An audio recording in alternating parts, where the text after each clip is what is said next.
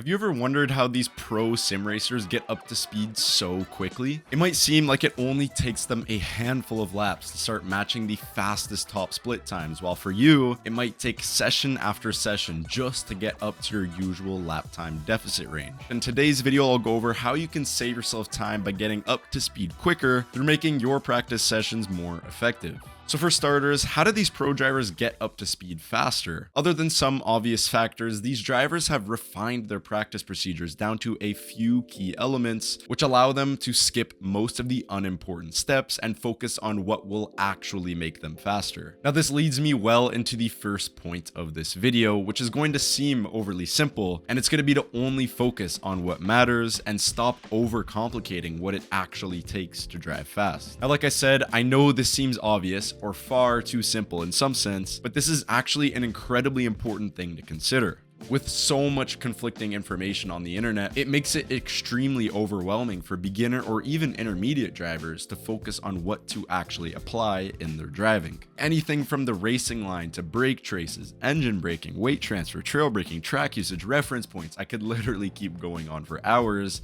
on everything that is being taught. It's overwhelming for you as a driver, isn't it? While you can try and implement all these things into your driving, you're really just skipping over the absolute most important factors in terms of becoming a faster driver, which is to understand the grip limit of the tires, drive at the limit, and keep the car at the limit. Other than this main concept, there are actually very few other things you have to worry about. Let's think about the things I just brought up a few seconds ago. What is improving your trail braking going to do? Well, simply, it's going to allow you to get more rotation out of the car, which really means you're bringing the car closer to the actual limit. What is perfecting engine braking going to do?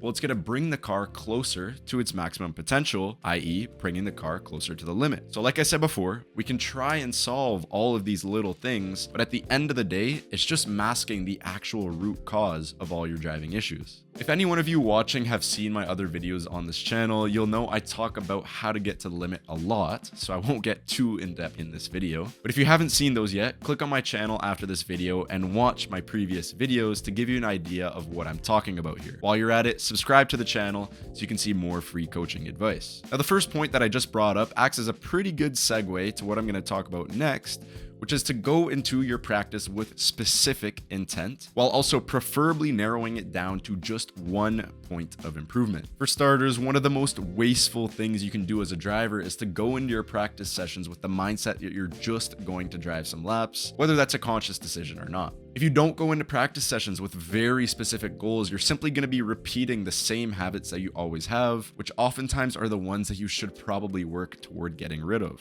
Now, the more you continue practicing with these same bad habits, the harder it's going to be to eventually get rid of them when you do eventually start focusing more heavily on driver development. But now you might be asking yourself, well, how do I actually know exactly what to work on? How do you know it's of high priority? What literally almost all comes back to the first point of this video. You just need to ask yourself, where exactly am I not at the limit? For example, let's say you're falling under the limit exactly at the initial turn-in portion of the corner. Well, for your next practice session, I just want you to specifically focus on bringing your initial turn-in phase up to the limit through experimenting with your inputs without changing any other phase of the corner, obviously assuming they're already at the limit. Now, keep in mind that if all phases of your corner are under or over the limit, we typically would start with the beginning of the corner before moving into the later stages, but that's a whole unrelated and separate topic that I can bring up in another video. All I'm trying to say is don't try and fix your straight line braking, turn in, mid-corner rotation, throttle points, reference points, etc. all in one session, because the mind will very easily get overwhelmed. You won't be perfecting any of these aspects, along obviously with many other reasons. Now, the third point of this video also connects well with the previous, which is to use the active reset button to your advantage. When it comes to saving time, isolating corner types, and giving you the ability to focus on improving just one technique, it honestly surprised me with how many people don't use the active reset button already. Let's say, for example, you've identified that your straight line braking needs some improvement, i.e. it is not at the limit. In order to get the absolute most effective practice for this very specific part of the corner, you probably want to isolate your exercise to a corner that has a long straight line braking phase,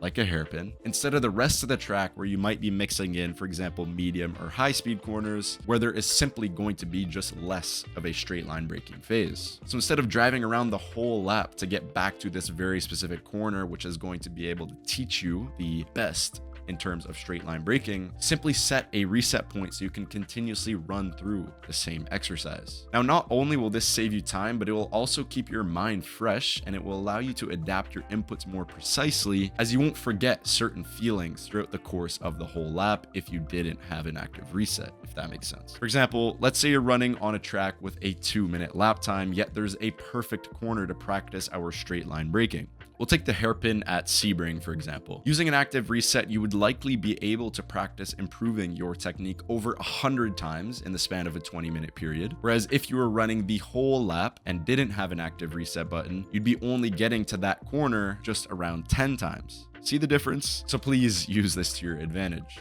Now, if you don't know how to set it up, simply head into the iRacing settings, go to the controls tab, and a slight scroll down will show you these 2 keybinds that you need to have mapped. Set down the 2 buttons on your wheel and you are all set. Now, this is not to say that when you go to practice a certain technique, you only focus on one corner and that's going to magically make your technique better. But like I said before, there are certain corner types that will allow you to better practice and better compare the differences in technique in certain sections of the corner.